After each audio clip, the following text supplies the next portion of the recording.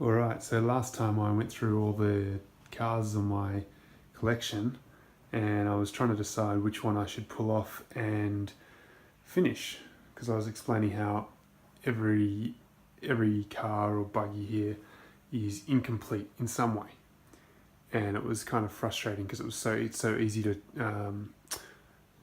pick up a new project on eBay, but it's slightly less exciting and more difficult to actually go through and completely finish a project. So we need to choose one, and the one that's missing is the Tamiya BearHawk. So I've managed to come down to my man cave for about 10 minutes, and about 10 minutes is all I can get these days. But I've come up with a pretty good theory that if you're organised, that 10-minute blocks is pretty much all you need to do just about any project, especially with RC stuff, provided that you're organised. Before I was less organised, I'd find it'd take me 10 minutes just to find a screwdriver. But now, as you can see, I'm slightly more organised. I've got a pretty cool dedicated workbench here. So the first video I was going to put up was doing a little bit of an inventory take on what actually needs to be done here.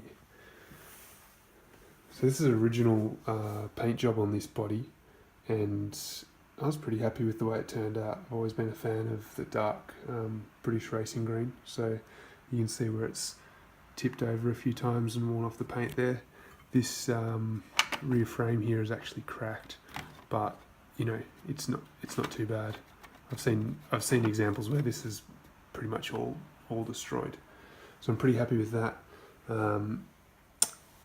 Our driver's Andy Ants in Pants is looking pretty good in there.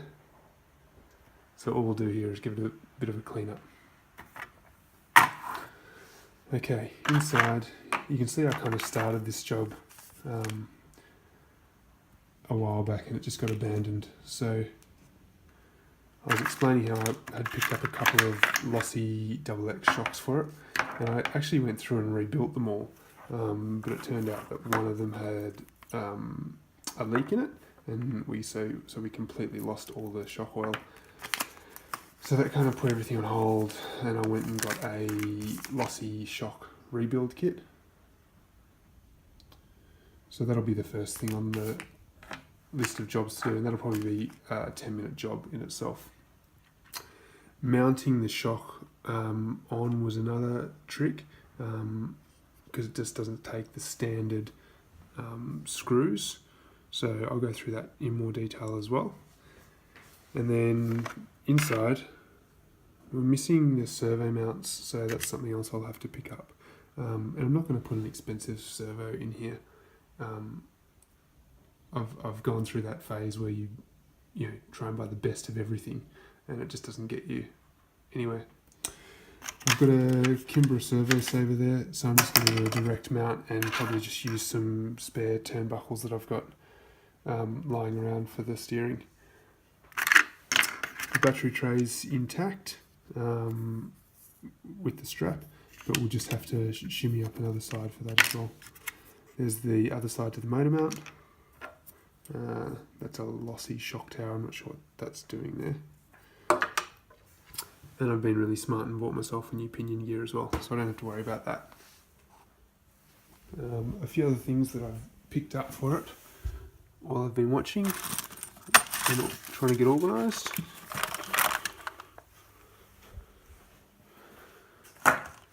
Is a set of running wheels, which are these Tamiya Star Dish ones, and I've got a full set of tyres for these as well, so I'll probably end up mounting it up on that. Some original ribbed tyres to go with it. Here's our basic Futaba servo. Screws there for mounting the shocks.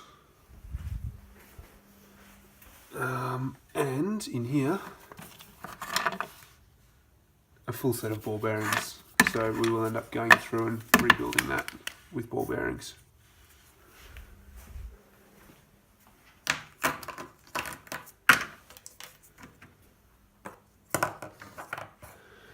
So as you can see, I've got my work cut out for me, but I think it's going to be a lot of fun. In the next video I will have got the shocks rebuilt and mounted, and we can start talking about what sort of motor and battery system and speed control we're going to use. Awesome.